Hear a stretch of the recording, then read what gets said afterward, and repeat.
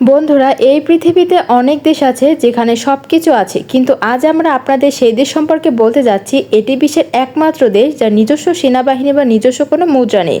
শুনলে হয়তো অবাক হবেন, কিন্তু এটাই সত্য। তবে নিজস্ব বিমানবন্দরও কিন্তু নেই। যদিও এই দেশের 100% জনসংখ্যা কিন্তু শিক্ষিত, এবং তবুও এই দেশটি কিন্তু অন্যান্য দেশের উপর অনেকটাই নির্ভরশীল। এমনকি যুদ্ধের জন্য আমরা অন্যান্য দেশের উপর নির্ভরশীলতা।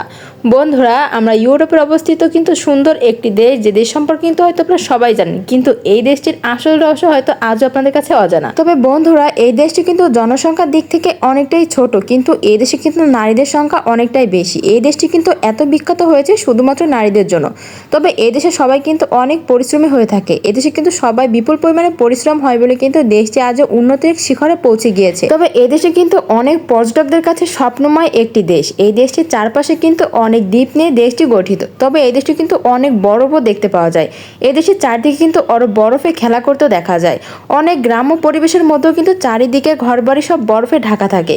তো বন্ধুরা, আমি অন্য কোনো দেশ না, আমি ইউরোপে অবস্থিত অ্যান্ডোরা দেশটির কথা বলছি, যার সম্পর্কে খুব কম লোকই জানে। তবে যারা এই দেশ সম্পর্কে জানেন তারা অবশ্যই জীবনে একবার হলেও এই দেশটি পরিদর্শন করবেন, কারণ অন্যান্য দেশের তুলনায় অ্যান্ডোরার কর খুবই কম, যার কারণে এই দেশটিকে একটি সস্তা দেশও বলা হয়, যেখানে আপনি খুব কম টাকায় পুরো দেশ ভ্রমণ করতে পারবেন। তাহলে বন্ধুরা, আপনারা কিন্তু নিশ্চয়ই এইটি শোনার জন্য অপেক্ষা করছেন, তাই তো?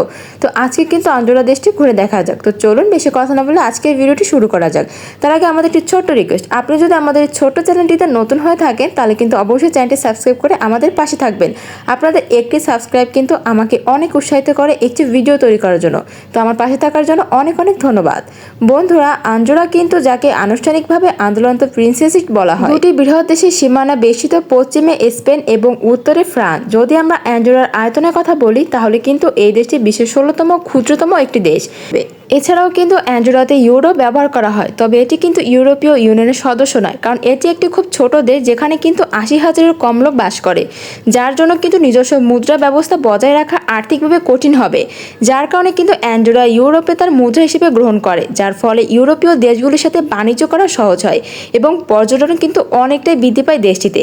অ্যান্ডোরা ইউরোপীয় ইউনিয়নের সদস্য নয়, তবে এটি ব্যবহারের জন্য বিশেষ অনুমতি পেয়েছে যাতে অর্থনীতি স্থিতিশীল থাকে। তবে অ্যান্ডোরা দেশটিতে যদি কোনো একবার কোনো লোকের অপরাধ ধরা পড়ে তাহলে কিন্তু তার অনেক কঠিন শাস্তি হতে পারে। তবে দেশটিতে কিন্তু অনেক জনসংখ্যা থাকা না থাকলেও কিন্তু এই দেশটিতে কিন্তু প্রকাশ্যে অনেক উৎসব পালিত করা হয়।